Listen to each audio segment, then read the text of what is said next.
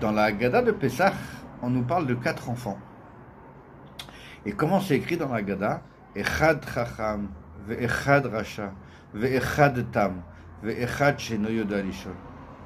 On répète à chaque fois Echad, Echad, Echad, Echad. On aurait très bien pu dire Echad chacham, ve'rasha, ve'tam, ve'sheno yoda lishol. On aurait pu citer les 4 enfants sans répéter à chaque fois Echad, Echad, Echad, Echad. Pourquoi est-ce que la Haggadah répète à 4 reprises le mot Echad? J'ai lu 2 très belles explications. La première, Echad, c'est Akadosh Baruch Hu, c'est Dieu. Et la Haggadah précise Echad Chacham, Ve'echad Rasha, etc., etc. Pourquoi?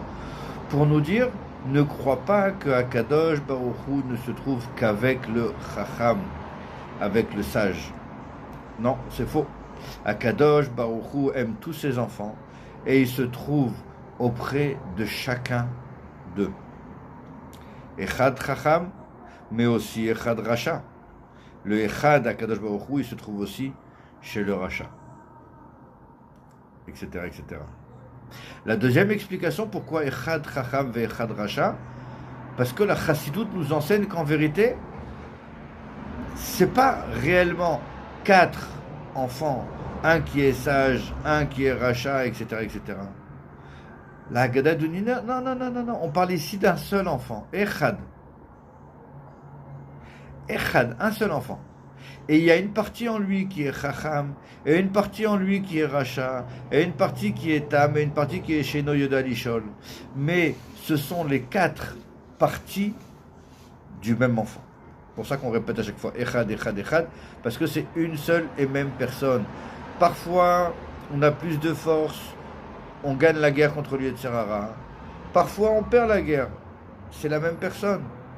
On n'est pas toujours la même personne à égalité. On ne se comporte pas toujours de la même manière et des fois on a plus de force, des fois on a moins de force. Des fois on a plus de joie et d'énergie et d'enthousiasme. Parfois on en a moins.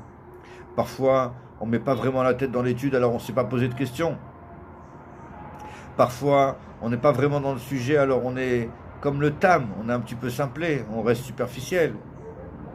Parfois on est révolté à cause d'une chose qui s'est passée et on envoie tout promener comme le rachat. Et puis, parfois, la grande majorité du temps, Baruch Hashem, on est le Chacham, on est celui qui se souvient sans arrêt qu'il y a un Dieu qui a créé le monde, et ce Dieu-là, il est à côté de nous, et il nous protège, et il nous surveille, et il attend de nous qu'on fasse des efforts. Et ça, tout ça, c'est une seule et même personne. Pessah Kasher Vesameach.